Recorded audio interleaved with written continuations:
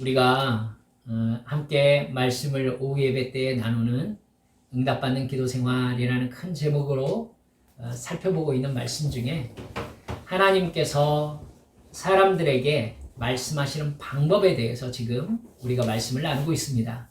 여러분, 여러 번 여러분들께 말씀을 드립니다마는 하나님께서 우리에게 어떤 방법을 통해서 4가지 여러분께 말씀을 드렸죠. 무엇입니까? 대표적인 게 첫 번째 성경, 두 번째 기도, 세 번째 환경, 네 번째 교회입니다. 여러분, 성경, 기도, 교회, 환경. 성경, 기도, 환경, 교회.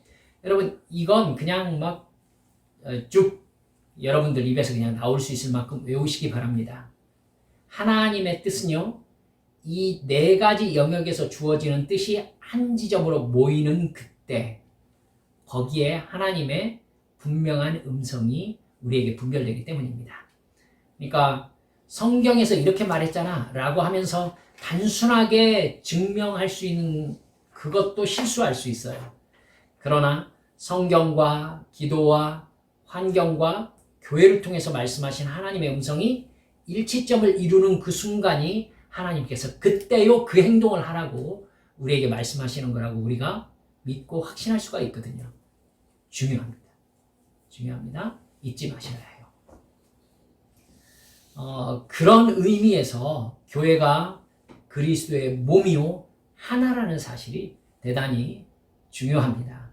현대 교회가 가지고 있는 가장 큰 문제점 중에 하나는요, 교회가 도대체 뭐냐라는 부분에 대해서 깊이 생각하지 않는 부분입니다.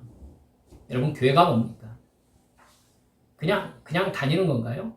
절 다니듯이?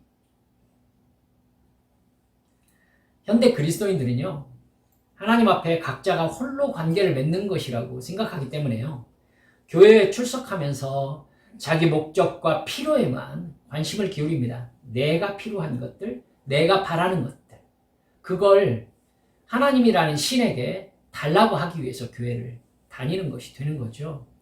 그러니까 교회라는 곳은 목사, 그리고 설교, 예배의식, 그리고 나, 이걸로 끝나는 경우가 너무나 많다는 겁니다.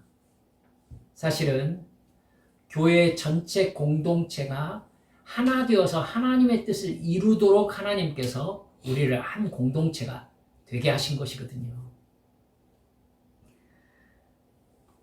여러분, 이 부분이 제대로 되어 있지 않으면요, 교회를 내가 원하는 이야기 혹은 내가 원하는 것이 있는 교회를 고르게 됩니다.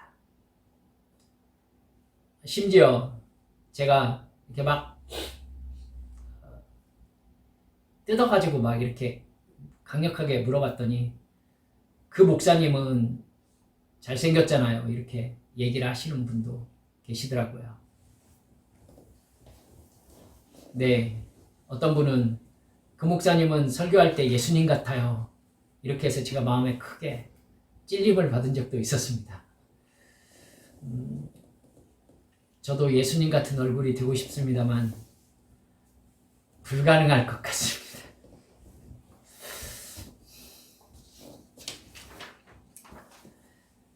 어떤 요소에서든지 자기 필요에 적합한 점을 발견하고 자기 마음에 드는 교회를 선택해서 출석하는 거죠. 자기가 얻고자 하는 것에 관심이 있기 때문에 그 교회 가가지고 출석하고 헌금하고 헌신과 봉사라는 마치 대가를 지불하는 것처럼 그렇게 하고 내가 바라는 것이 채워지기를 기대하는 겁니다. 그렇게 교회에 출석하면요, 하나님께서 왜 교회를 세우셨고 교회를 통해서 무엇을 하고 계시며 교회를 이루는 각 개인의 의미가 무엇인지를 대부분 놓치게 됩니다. 우리가 심각하게 생각해야 되는 건요, 하나님께서 교회를 구속의 대행자로 만드셨다는 사실이에요. 그러니까 세상에 잃어버린 영혼들, 지옥을 향해 걸어가는 죄 속에 있는 영혼들을 구원해내라는 사명을 주셔서 세상에 교회를 보내셨던 겁니다. 그렇기 때문에 그 교회의 목적 아래에 있는 교인 한 사람 한 사람은요, 모두들 내가 구원받을 뿐만 아니라 세상에 이뤄진 주의 백성들을 구원하는 데 온 관심을 기울이는 것이 마땅합니다. 따라서 교회의 목적은요, 하나님이 세상을 사랑하셔서 예수 그리스도의 십자가 대속의 죽음과 부활을 믿는 믿음을 통해 사람을 구원하신다는 복음을 세상에 올바로 증거하는 것입니다. 그러니까 사실 교회를 노아의 방주라고 이야기하는 것이 그래서 영적인 의미를 가지게 되는 것입니다. 노아, 에녹 때부터 노아 시대에 이르기까지 그들은 세상의 멸망에 대한 경고를 받았었습니다. 그리고 노아가 무려 120년의 시간 동안에 산 위에다가 거대한 배를 만들고 그들이 하나님께서 살아계시다라는 증거들을 세상 사람들에게 전하지 않았겠습니까? 하지만 듣는 사람이 없었습니다. 그래서 이 세상 모든 인류가 멸망당할 때에 노아를 포함한 8식구만 구원을 받았던 것입니다. 여러분, 이렇게 마지막을 준비할 때에 하나님께서 이 세상에 심판의 메시지를 전하고 어떻게 하면 구원받을 수 있다는 구원의 복음을 전하게 하기 위해서 하나님께서 교회를 세우신 것입니다. 이 사명을 올바로 감당하는 교회가 교회인 거예요. 안 그러면 세상 개모임, 축구 모임, 서클과 다를 게 뭐가 있겠습니까? 우리가 모여가지고 즐겁게 먹고 마시고 공 차고 어디 놀러 가고, 제가 그걸 참 잘하는 교회를 알거든요. 그래서 집사님들이 모여서 이렇게 한잔 하셨다는 소식을 제가 이렇게 듣게 되고, 사랑하는 여러분들, 교회는 그러면 안 됩니다. 교회의 목적은 친목에 있는 것이 아니라 복음 증거의 사명을 감당하는 데 있습니다. 그렇기 때문에 교회의 성도들의 관심 또한 저 영원한 세상과 그 세상의 가치에 있어야 되는 것입니다. 그런 교회의 목적을 달성하는 것은 절대 쉽지 않습니다. 사탄은 교회 다니는 성도들에게 자기 욕망을 만족시키기 위해 살아간다는 이 자기중심적인 죄악의 본성을 일깨웁니다. 자꾸. 그래서 자기 잘되게 하기 위해서, 다른 사람에게 그럴듯하게 보이기 위해서 교회에 나가게 하는 겁니다. 그래서 저 어렸을 때는 교회 갈 때 제일 좋은 옷으로 입고 가고 제일 좋은 신발 신고 가고 이제 그랬었어요. 그것이 하나님께 보이기 위해서다 라는 그런 순수한 목적이 있었거든요. 아마 여러분도 그렇게 교육받으셨을 겁니다. 그런데 제가 이제 목회를 하고 정말 교회 안에 내부 안의 이야기까지 쑥 알 수 있는 데까지 들어와 놓고 보니까, 그런 목적으로 교회에 좋은 옷을 입고 오는 사람만 있는 건 아니구나 라는 걸 또한 느끼게 되더라고요. 정말 교회 와서 정말 착한 표정으로 너무 멋진 매너로 다른 사람을 상대하는 것이 평소 생활에서는 가족에게조차 전혀 그렇지 않은 사람도 참 많구나 하는 것을 제가 또한 알고 보게 되었습니다. 그럼 교회 다니는 성도들의 마음속에 도대체 하나님이라는 분이 누구일까? 이런 생각을 제가 깊이 고민하게 되기도 했었더랬습니다. 여러분, 사탄은 절대 만만한 대적이 아닙니다. 우리의 욕망과 우리 마음의 욕심을 깨워가지고 교회에서도 또 관계에서도 신앙 안에서도 나의 유익을 위해서, 나의 체면과 나를 높이고 나를 만족시키기 위해서 말하고 행동하고 생각하게 만듭니다. 그러다가 어려운 일이 닥치면 어떡합니까? 신앙생활에 회의를 가지게 하죠. 성도들 사이에 반목과 질투와 경쟁을 일으킵니다.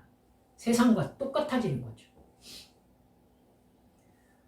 그래서 교회 안에서 일하다 보면 정말 전도하고 이웃을 돕는 일에 교회의 에너지가 사용되는 게 아니라 바깥에 잃어버린 영혼을 구원하는 데 교회의 에너지가 사용되는 게 아니라 성도들이 서로 좋은 관계가 되게 하는데 교회의 에너지가 다 사용되는, 교회의 돈이 사용되는 그런 교회를 저는 참 많이 보았습니다. 여러분, 사도 바울은 그렇게 죄의 욕망을 일깨워서 교회를 장악하려는 사탄의 조직을요, 통치자들과 권세들과 어둠의 세상 주관자들과 하늘에 있는 악의 영들이라고 아주 구체적으로 잘라서 말했습니다. 저는 이 말씀을 읽을 때마다 참 놀랍습니다. 저는 정직하게 말씀드려서 사도 바울이 어떤 의미로 통치자들, 또 권세들, 어둠의 세상 주관자들, 하늘에 있는 악의 영들을 어떤 영역으로 이렇게 구분짓고 있는지에 대해서 정확하게 알지 못합니다.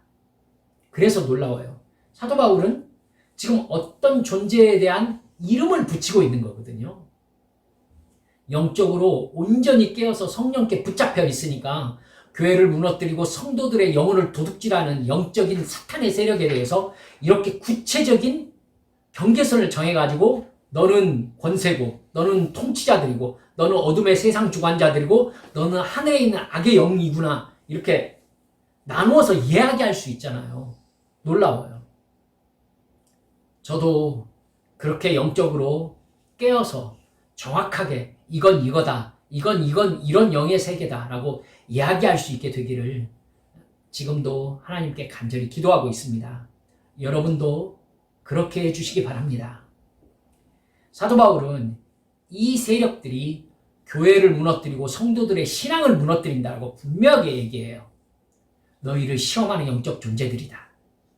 그러면서 이 사탄의 유혹과 시험에 대적하기 위해서 각 개인들은 영의 전신갑주로 무장하고 교회는 예수님의 복음을 중심으로 한 영성 공동체.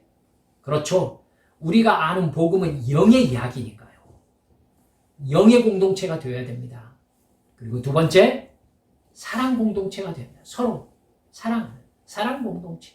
그리고 이 복음을 이웃에게 전하는 사명 공동체가 되어야 한다라고 교회의 영역을 이 세 가지 영역으로, 성도들의 사명을 이 세 가지 영역으로 우리에게 정확하게 가르쳐주고 있는 것입니다. 이 사명 안에서 성도들은 각자의 은사를 인식하고 그 은사에 맞는 사명을 감당해가지고 복음 전도의 일을 해야 된다라고 가르쳐주고 있어요. 사도 바울은 에베소 교회에 있는 디모데에게도 디모데 전서와 디모데 후서를 보내면서 네가 감당해야 될 사명이 이거다 라고 하면서 영의 공동체와 사랑 공동체와 사명 공동체를 어떻게 이끌어가야 될 것인지에 대해서 사명자 교육을 하고 있는 것을 볼 수 있습니다. 여러분, 이렇게 살펴보면 교회는 사명을 위해서 하나의 몸인 것을 깨달아 알 수 있습니다. 하나의 몸, 예수 그리스도의 몸입니다. 우리가 읽었던 고린도전서 12장 27절 말씀이지요. 예수님이 한 교회의 머리로 존재하고 계시고 각 사람들은 하나님이 기뻐하시는 대로 몸에 두신 지체라는 것입니다.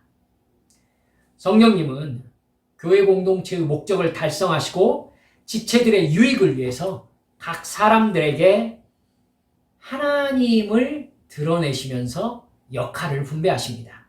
이게 고린도전서 12장 말씀에 쭉 해오시는 말씀이에요. 12장 7절 말씀입니다.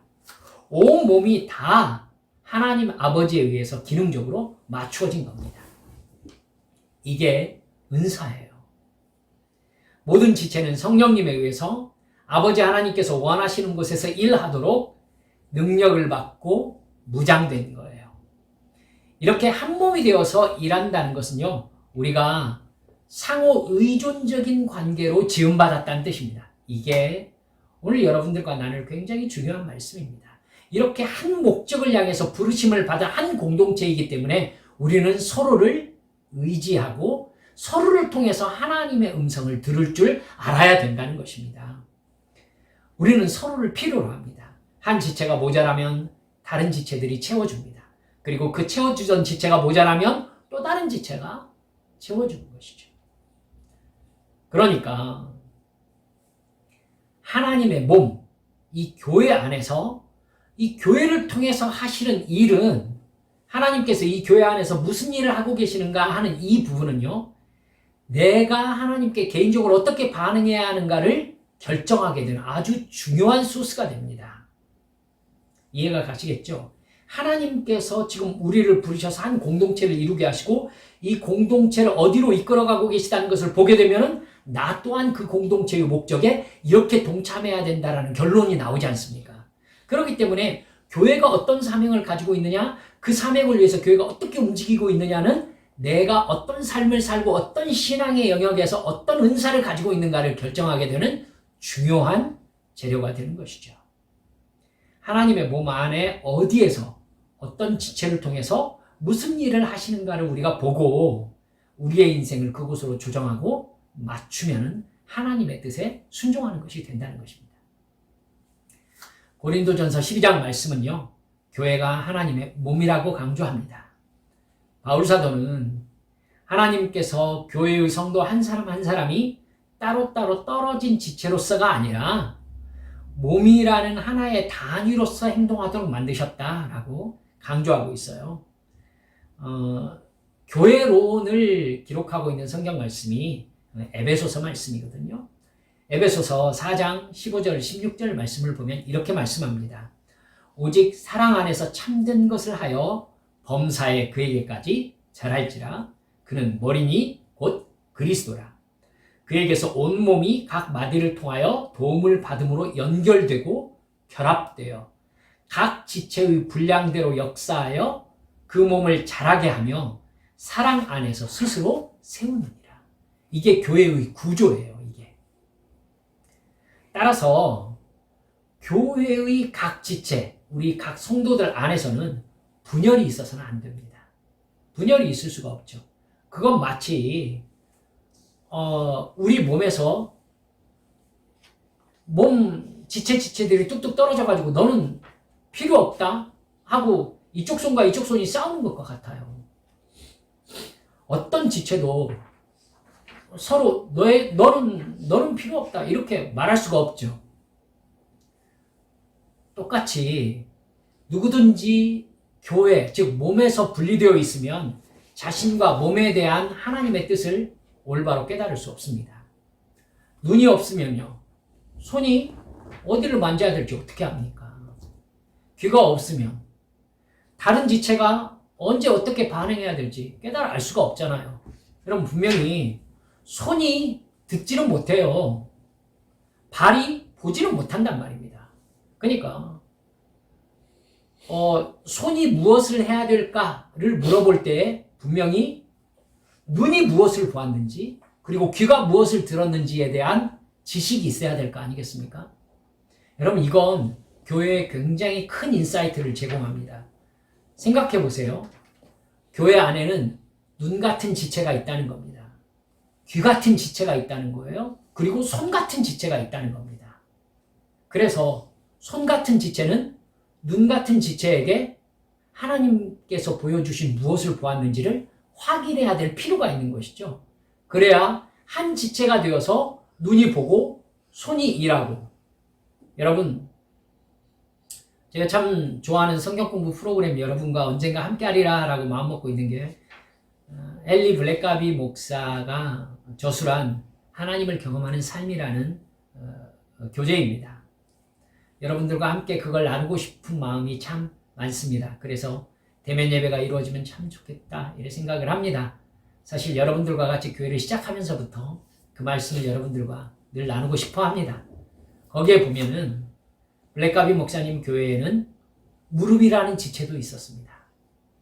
그 지체가 하는 일은, 그 지체는 몸이 불편해가지고는 이렇게 바깥에 어떤 봉사를 한다든지 그런 움직임을 움직일 수가 없으니까 하나님 앞에 무릎 꿇고 기도하는 것을 자기의 사명으로 삼았습니다. 하나님께서 또한 교회에서 그 여인을 그렇게 지체로 세웠습니다. 그래서 눈이 보게 한 것을 손이 일하러 나갈 때 무릎에게 이야기하는 겁니다. 어느 때에 이렇게 복음을 전하려고 합니다. 그 지체와 그 만남을 위해서 무릎 당신께서 그 시간에 몇 시까지 저를 위해서 기도해 주십시오. 이렇게 해가지고 시간을 맞춰가지고 함께 기도하는 겁니다. 그러자 그 사람들이 그 복음을 전함을 받은 사람이 교회에 출석하게 되고 교회에 나와가지고 예수 그리스도를 주로 시인하는 공동체의 고백을 할 때에 무릎이 그 광경을 바라보면서 그 광경을 기대하면서 기도했던 그 무릎이 감사의 눈물을 흘렸던 그 감동적인 기록들을 그 책에 이렇게 고백해 놓은 것을 함께 나눈 적이 있었습니다. 사랑하는 여러분들, 그겁니다. 그게 한 지체고 한 교회인 거예요.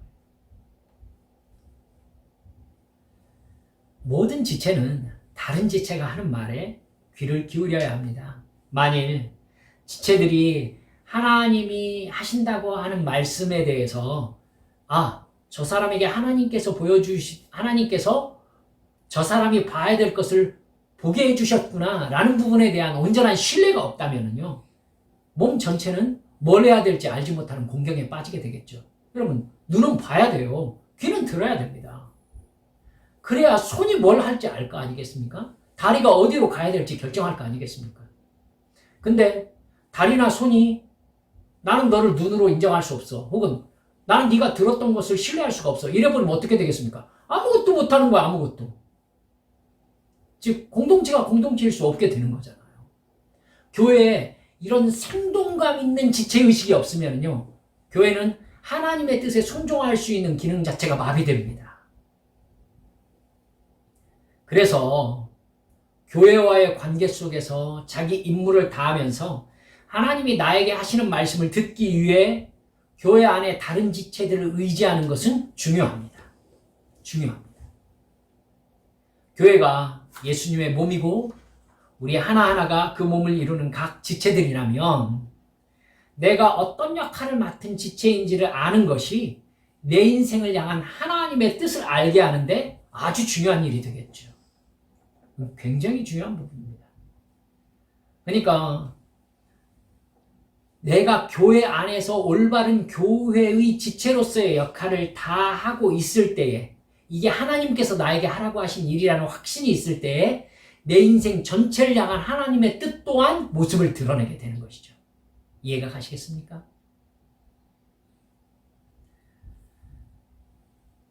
그렇기 때문에 내가 몸속에서 어떤 역할을 맡은 지체인지를 나 스스로 알 수도 있지만 다른 지체들을 통해서 알 수 있다는 것도 믿어야 된다는 것이죠.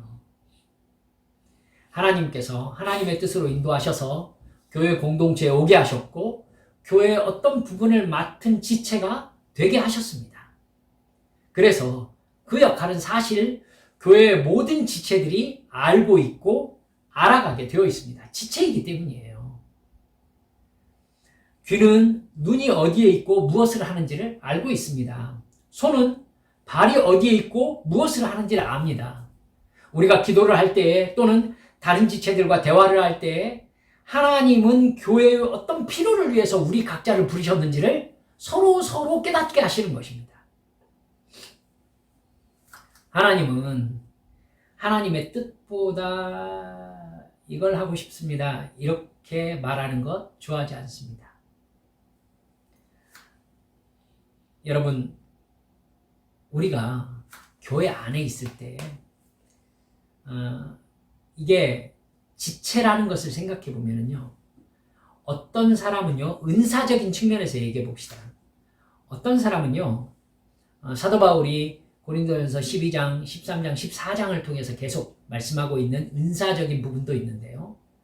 여러분, 다 방언을 말하는 자는 아니다라고 성경에서 얘기해요. 그런데 어떤 사람은요, 지혜의 은사가 있어요. 어떤 사람에게는 지식의 은사가 있어요. 어떤 사람에게는 영분별의 은사가 있어요. 또 어떤 사람에게는 병 고치는 은사가 있어요. 여러분도 잘 아시겠지만은 어떤 사람에게는 환상을 보는 은사도 있습니다. 통역의 은사도 있고요. 가르치는 은사도 있고 여러 은사가 많습니다. 여러분, 이 은사는 내가 그 은사를 가진 사람이야 라고 자기를 드러내라고 주신 것입니까? 아니죠. 여러분, 그 은사가 전체가 교회를 이루는 것입니다. 그래서 교회가 맡은 사명의 각자 분야에서 하나님의 뜻을 향하여 봉사하는 것입니다. 따라서 어떤 분께서 기도하시다가 담임 목사님에게 목사님, 제가 기도하는데 갑자기 눈에 환상이 보이는데 이러이러한 것이 보였습니다 라고 얘기를 할 때 저는 어떻게 하겠습니까? 어떤 집사님에게 연락을 해가지고 혹시 집사님 교회를 놓고 기도하는 중에 그분이 만약에 지혜 은사가 있는 사람이라고 해봅시다. 혹시 교회를 위해서 기도하는데 하나님께서 집사님에게 이러이러한 혹시 마음의 감동이 있으시지 않으셨습니까? 라고 제가 확인해 볼 수 있겠죠. 왜요? 여러분, 제 오른손은 제 왼손이 왼쪽에 달려있다는 걸 알고 있어요. 너무 당연하잖아요.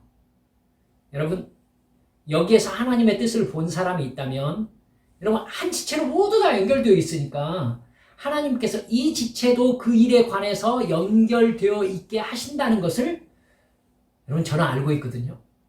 똑같아요. 이 집사님이 하나님과의 관계 속에서 이걸 지시받았다면 이 집사님은 또 이 집사님의 은사로 말미암아 하나님께 이 지시를 받았을 것이다 라는 부분에 대한 공통성을 제가 확인해 가는 것이죠. 그래서 하나님이 교회 전체가 이 방향으로 가라고 하시는구나, 이 일을 하라고 하시는구나, 교회가 맡은 사명이 이것이구나, 그 많은 사명 중에 지금 이걸 하라고 하시는 것인가를 분별하는 것입니다. 이렇기 때문에 굉장히 중요하죠. 그렇게 해가지고 교회가 어떤 방향으로 가게 될 때에 각 지체들은 이 일을 위해서 어느 순간에 무엇을 해야 될지를 서로 알고 서로 돕고 서로 그 일을 하면서 이 목적을 달성하게 되는 것입니다. 이게 교회죠. 이런 하나님께서 맞추어 주시고 하나님의 뜻을 전달하실 때 안 되는데요. 혹은 저는 그 일보다는 저 일을 하고 싶은데요. 이렇게 하면 안 되겠죠. 여러분, 하나님 우리를 너무 잘하십니다. 내가 제일 잘하는 거 시키세요. 살아올수록 그런 것 같습니다. 그런 것 같아요. 하나님은 내가 제일 잘하고 그걸 할 때 제일 기뻐하는 일 시키시는 것 같습니다. 여러분, 하나님이 나를 잘 알기 때문에 그 일을 시키시는 거예요. 우리는 주님의 종입니다. 내가 어떤 교회에 속하게 되었을 때에 예수님께서 나머지 지체들을 통해서 내가 그 몸 안에서 무슨 행동을 하는 어떤 역할을 하는 지체라는 것을 알려주신다는 것을 믿으셔야 합니다. 저는 주님의 몸 안에서 주님께서 어디로 인도하시든지 저는 주님께서 내게 주신 대로 움직이고 순종할 것입니다. 라고 분명하게 얘기할 수 있는 내 마음의 준비가 되어 있으셔야 합니다. 그래야 하나님의 뜻에 올바로 내가 응답할 수 있어요. 그렇게 내 마음을 낮추고 교회 공동체에서 내게 주신 사명을 위해서 나를 기꺼이 드리고자 하는 겸손을 가진다면 하나님은 틀림없이 교회 지체들과의 관계성 속에서 혹은 기도하는 중에 혹은 예배 중에 성령의 감동하심 속에서 내가 이 교회에서 감당해야 될 역할이 무엇이구나 라는 것을 깨닫게 해주십니다. 믿으시기 바랍니다. 내가 하나님과 관계를 맺고 사랑과 은혜를 누리며 출석하는 교회의 어떤 일, 그 교회의 필요, 이건요, 하나님께서 나에게 하나님의 뜻을 가르쳐 주시는 하나의 통로입니다. 내 눈에 교회에 이게 부족한 게 보였다라는 것은 하나님께서 나에게 이 부분의 사역을 이렇게 감당하라는 것이구나 라는 중요한 소스가 되는 것이죠. 그 공동체에서 내가 하나님의 뜻을 알아가는 데 있어서 다른 성도들이 나를 도와주는 것을 낯설어하지 마세요. 목사를 통해서 혹은 어떤 집사님을 통해서 집사님이 기도 중에 집사님께서 이걸 이렇게 하시는 부분에 대한 감동이 있는데 어떠세요? 라는 얘기 듣는 걸 전혀 부담 갖지 마세요. 그렇게 되어 있어요. 보는 사람이 있고 듣는 사람이 있고 말하는 사람도 있고요. 손이 되는 사람이 있고요. 무릎이 있고 발이 있어요. 여러분, 이 부분에 있어서 서로 협력해서 하나가 되었을 때 그 교회가 하나인 거예요. 하나인 거죠. 제가 여러분 예전에 혹시 말씀드렸습니까? 제가 톱질하다가 손을 썬 적이 있어요. 지금도 흉터가 있는데 잡다가 슉 톱이 지나가면은요 피가 막 뚝뚝뚝 떨어지잖아요. 여러분 그러면 얘가 뭐라고 합니까? 꼴 좋다. 그렇게 조심성 없이 톱질하더니 그냥 싹 베어져서 끊어지지 그랬냐? 이렇게 비난합니까? 놀랍게도 그렇게 비난하는 교회가 있더라고요. 네가 그럴 때부터 그럴 줄 알았어 라고 얘기하는 사람이 있더라고요. 여러분, 죄 짓는 겁니다. 하나님이 심판하세요. 그때부터 내가 그럴 줄 알았어 그 집사 이러면 안 되죠. 그렇죠? 한 지체라면 누군가가 피를 흘릴 때 눈은 얘만 바라봅니다. 얘와 관계된 모든 정보를 몸이 모두 다 그냥 피 뚝뚝 흘리고 있는 얘에게만 집중해요. 그래서 얘를 이 손으로 소독하고 씻어내고 약 바르고 밴드 붙이고 이분 뭐예요? 하고 네. 여러분 이게 당연한 거예요. 이게 한 교회라면 누가 아프면 모두 관심을 기울이고 귀중히 여겨주는 거 아닙니까? 그렇죠? 사랑하는 여러분들, 이런 교회를 이루어 갑시다. 이렇게 가야 돼요. 그래서 정말 위에서 기도하고 서로 한 지체들로 아껴주고 하나님께서 그 지체를 통하여 하는 일을 귀히 여겨주고 이래서 우리 교회에 주신 사명을 감당해 가는 것. 이게 한 지체된 교회로서의 아름다운 열매인 것입니다. 한 개인이 전체 교회는 아니죠.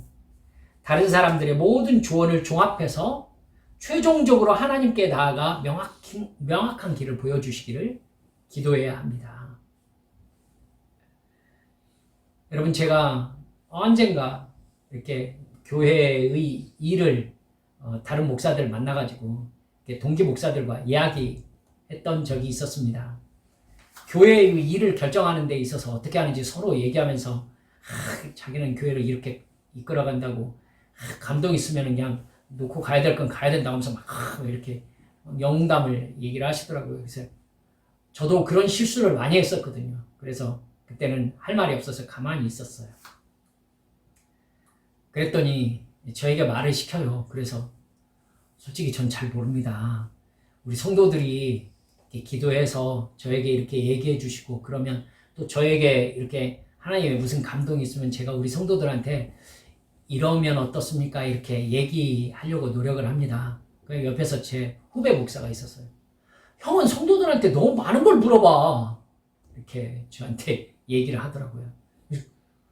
그게 훅 마음에 들어가지고 내가 그런가? 이렇게 생각을 해보고 하나님께 감사드렸습니다. 여러분, 제가 상당히 가진 성격이 독단적일 때가 있었습니다. 그래서 이게 옳다 하면은 그냥 털어버리고 이렇게 끌고 가려는 그런 독단적인 성격이 되게 많았었거든요. 근데 어느새 옆에 있는 목사님들이 저에게 너무 성도들한테 뭐 자주 물어보는 거 아니냐고, 너무 성도들한테 많이 의지하는 거 아니냐고 이렇게 얘기를 하는데 저는 그게 좋습니다, 여러분. 저 여러분들을 의지해요. 여러분들이 저에게 이렇게 했으면 좋겠습니다. 혹은 기도했더니 하나님께서 이걸 보여주세요. 혹은 기도했더니 하나님께서 이걸 깨닫게 해주세요. 성경 말씀을 읽는 중에 혹은 예배 중에 하나님께서 저에게 이런 감동을 주세요. 그것이 저에게 우리 교회를 향한 하나님의 뜻을 가르쳐 주시는 하나님의 중요한 소스인 겁니다. 저는 그걸 믿습니다, 여러분. 그래서 여러분들께 이렇게 말씀드려봅니다. 하나님께서 여러분들에게 기도하는 중에 감동해 주시는 것 저에게 말씀해 주시라고요. 제가 여러분께 여러 번 말씀드리죠. 이게 한빛교회를 향한 하나님의 인도하심을 결정하는 아주 중요한 자료인 것입니다. 사랑하는 여러분들, 제가 지금 어떤 교회를 꿈꾸고 계시는지 이해하시겠죠? 여러분, 이렇게 우리가 성경과 기도와 환경과 교회를 통해서 말씀하신 하나님의 음성이 이 사람은 이 관점, 저 사람은 저 관점 이렇게 바라보면서 서로 이야기를 나누다 보면 그럼 하나님께서 우리 교회를 통해 이 일을 이루고 싶어 하시는구나 라고 꼭지점이 딱 모이는 그 순간, 그때 그 일이 하나님께서 우리에게 시키신 사명이 되는 것입니다. 혹시 이런 고민이 드실 수도 있겠어요. 저도 그 부분이 참 이렇게 여러 가지 생각을 하게 한 부분이었는데요. 성도들 중에는 내가 볼 때 참 이렇게 영적으로 기도도 하지 않고 막 부적절한 모습도 막 보이고 막 이러면서 저 사람에게 하나님께서 어떤 뜻을 계시하실 수 있을까? 라고 염려되는 성도가 있을 때가 있어요. 그러면 저에게 이렇게 얘기하는 거죠. 목사님, 그 성도가 말하는 것도 하나님의 뜻으로 우리가 받아들일 수 있습니까? 여러분 어떻게 생각하십니까? 여러분, 있습니다. 있습니다. 사랑하는 여러분들, 이런 거죠. 아무리 믿음 생활이 모자라도, 아무리 그 사람에게 쉽게 얘기해서 죄가 많을지라도, 또 나름대로 영적으로 어떤 세계를 누리는 사람이 보기에 영적으로 너무 미숙하다라고 여겨질지라도 여러분, 하나님께서는 그 사람을 통해서 하나님의 뜻을 계시하실 수 있으십니다. 여러분, 우리 공동체가 그 지체를 통해서 듣고 싶은 것은 그 사람이 얼마나 바람직하게 살았다는 간증이 아니라 단순히 그 사람에게 하나님께서 내가 생각할 때는 하나님께서 이렇게 하시는 걸 원하시는 것 같아요. 단순히 그런 감동이기 때문입니다. 그건 누구에게든지 주실 수 있습니다. 쉽게 얘기해서 우리 좀 극단적인 얘기가 될 수 있습니다만은 시우도 하나님께서 우리 공동체 안에서 하나님의 뜻이 무엇인지에 대해서 말할 자격이 있지 않습니까? 우리 공동체니까. 적어도 우리에게 이런 마음이 있어야 된다는 것입니다. 그래서 아무리 영적으로 부족한 혹은 성장하지 못한 성도들일지라도 이 공동체에 내가 속해 있구나, 내가 예수의 이름으로 이 공동체에 어떤 역할을 할 수 있구나, 그리고 하나님께서 그 역할을 하도록 나를 부르셨구나, 이게 있을 수 있어야 참으로 공동체다운 공동체라는 것입니다. 제가 무슨 말씀을 드리고 있는지 여러분 아시겠죠? 여러분, 어떤 사람의 조언은 그를 본받으라는 의미가 아니에요. 물론 하나님께서 서로를 신뢰할 수 있는 성숙한 믿음의 공동체를 인도하실 때도 있겠죠. 그리고 우리 공동체도 그러한 공동체로 자라날 것입니다. 하지만 하나님은 그 누구를 통해서라도 나에게 하나님의 뜻을 가르쳐 줄 수 있다는 것을 우리는 본질적으로 신뢰할 수 있어야 됩니다. 아멘. 사랑하는 여러분들, 이렇게 되어야 우리는 각자의 영역 속에서 하나님께서 어떻게 나를 사용하시고자 하시는지에 대해서 영적인 감각을 가질 수 있게 되는 것입니다. 여러분, 이렇게 하나님께서 우리에게 말씀하시는 것 중에 마지막 교회를 통하여 나에게 말씀하시는 이 부분을 공부하면서요, 이렇게 한번 질문해 봅시다. 나는 내가 출석하는 교회로 하나님이 부르셨다는 것을 확신하고 있습니까? 지금 우리 한빛교회로 하나님께서 나의 영혼을 이끄셨다라는 거에 대해서 여러분 확신하고 계십니까? 혹은 하나님께서 누군가를 우리 한빛교회로 인도하고 싶어 하신다라는 부분에 대해서 영적인 감각을 가지고 계십니까? 두 번째로, 출석하는 교회에서 내가 어떤 역할을 해야 하는 지체인지 하나님께서 깨닫게 하신 적이 있습니까? 그걸 깨닫게 하신 방법이 어떤 방법이었습니까? 누군가와 이야기를 나눌 때, 혹은 성령의 감동하심으로 기도할 때에, 혹은 예배 중에 갑작스러운 깨달음으로 성경을 읽을 때, 그 깨달음에 나는 어떻게 반응했습니까? 여러분, 그 사실에 대해서 내가 적어놔야 돼요. 하나님께서 이렇게 이 과정 속에서 하나님이 나를 이 교회로 왜 인도하셨는지 나는 깨달았다. 그래서 나는 이 교회에서 이걸 하나님께서 하기를 원하고 계신다. 그 이유는 무엇이다.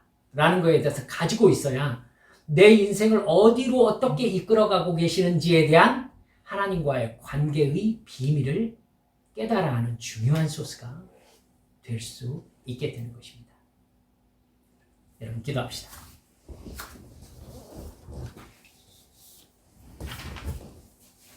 이 시간 기도할 때 교회에 대한 나의 생각을 조금 정리하셨으면 좋겠습니다. 여러분, 교회가 무엇입니까? 이 세상에 잃어버린 영혼을 향해서 예수 그리스도의 십자가 대속의 죽음과 부활을 전함으로 그 영혼에게 믿고 거듭나는 구원의 역사를 전하라고 교회를 세우셨습니다. 그 교회 안으로 하나님께서 누구를 데려오라고 하고 계십니까? 나는 그 교회 안에서 어떤 역할을 맡은 사람입니까? 하나님께서 우리 교회를 통하여 어떻게 일하기를 원하고 계십니까? 저 혼자 다 모릅니다. 저는 어리석습니다. 여러분께서 기도하시면서 여러분께서 나누어 주신 성령님의 은사로 여러분과 하나님과의 관계성 속에서 주신 깨달음을 저에게 가르쳐 주셔야 합니다. 그래서 우리 교회 공동체 전체가 무엇을 해야 될 때이며 무슨 행동을 해야 된다, 이렇게 쫙 방향성을 잡아가게 되는 것이죠. 깨어 기도하는 주님께 집중된 공동체만 이러한 신령한 공동체를 이룰 수 있습니다. 주여, 깨어 기도하겠습니다. 교회를 향하여 하나님께서 작정하고 계신 그 뜻을 깨닫게 해주옵소서. 주님, 우리 한빛교회 속에서 내가 해야 될 일이 무엇인지 알려주시옵소서. 주님, 어떤 지체가 나와 함께 이 한빛교회에서 공동체를 이루기 원하시는지 저에게 알게 해주옵소서. 제가 순종하겠습니다. 이런 영적 깨달음을 내게 주시라고 이 시간 하나님 앞에 함께 통성으로 기도하시겠습니다. 기도합니다. 아버지 하나님,